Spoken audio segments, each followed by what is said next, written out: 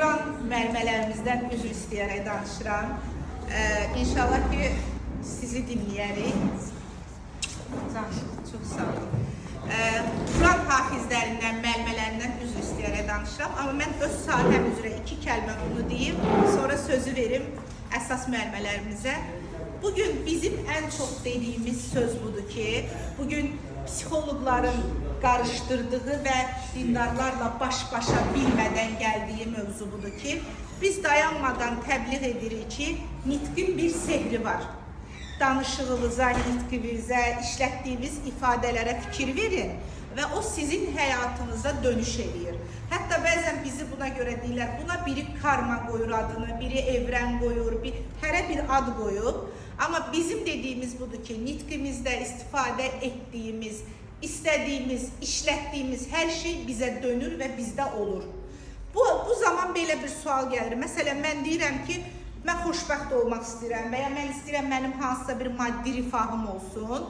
Bu nə? Bunu deməklə oldu. Bu dinə zidd deyilmi? Ən çox bizə verilən sual budur ki, o zaman burada dindarlarla psixoloqların sözü toqquşur. Əslində mən belə bir o gün yazı oxudum. Türklərdə belə bir söz var. Qüdsü hədislərdəndir ki, mən qullarımın zənni qədərəm. Qullarım mənim haqqımda nə qədər zəndə olsalar, mən də onlarla o cür rəftar edərəm.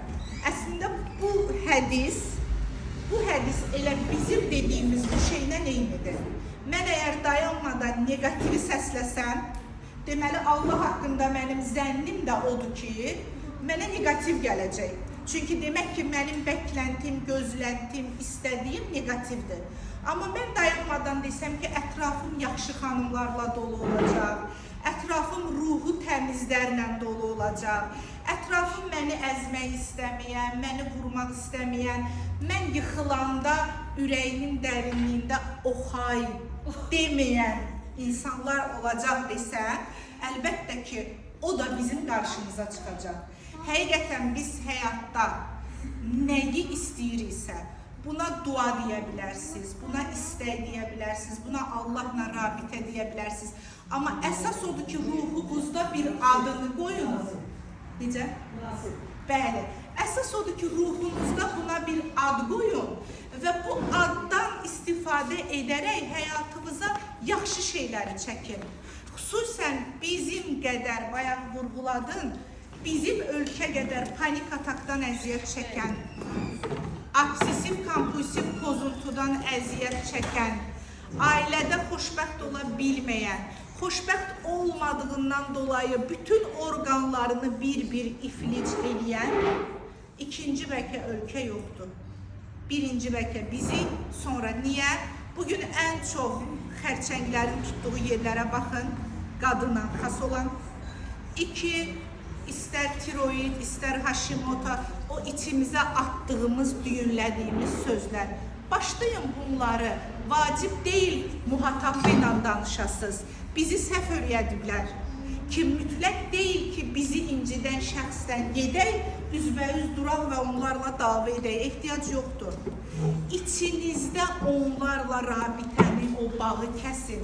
İçinizdə onlara qarşı o kin bitəndə fərqi yoxdur, o adamın adı nədir, kimdir, həyatınızdakı mövqeyi nədir. İçinizdə o kini bitirdiyiniz vaxt, içinizdə o kibri atdığınız anda artıq görəcəksiniz ki, həyat doğrudan da möcüzələrlə gəlir. Məsələn, nə qədər gözəl insanla bugün tanış olacaqsınız. Məsələn, mən sağımda, solumda oturanı tanımıram, amma bugün tanış olacaq. Bu nədir? Bu özü Allahın bir rəhməti deyilmi ki, həyatımızda bizi sevən insanlar da çıxır. Sonda bir dənə bunu da deyim, bu nöqtəyə də bayaq toxunduq. Valideynlərə səslənirəm. Valideynlərə səslənirəm və deyirəm, çox xahiş edirəm, Azərbaycanda bu düzən pozulub. Hamımız istəyirik, övladımız həkim olsun, müəllim olsun, nazir olsun. Heç birimiz övladımızın insan olmağından danışmırıq, bəli. Məni narahat edən budur. Hələ bir valideyn mənim yanıma uşağın gətirib demir ki, Zeynəb xanım, yoxlayın görün necə insandır bu, necə insan olacaq, alver dəngəsi varmı, təşəkkür ruhu varmı? Bir atası Biz elə bilirik ki, biz həmişə dediyimiz sözlər nədir? Biz pis yaşamışıq, övladımız rahat yaşasın. Bizi incidiblər, övladımızı incitməsin. Mamam mənə qabıyı yuduzdururdu, mən yuduzdurmayacağam. Necə uşaq böyüdürük?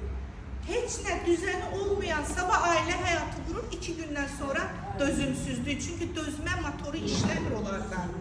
Ona görə də xahiş edirəm, uşaqlarımızın həkim, müəllim fərqi yoxdur. Nə olmağını istədiyiniz qədər də insan olmağını istəyir. O gün bir valideyn gətirib uşağını bir sual verdim. Dedim, razısanmı övladın o həkimlərdən olsun ki, uzaqdan görən deyir ki, Allah min bəlasını versin. Olsunmu elə həkim?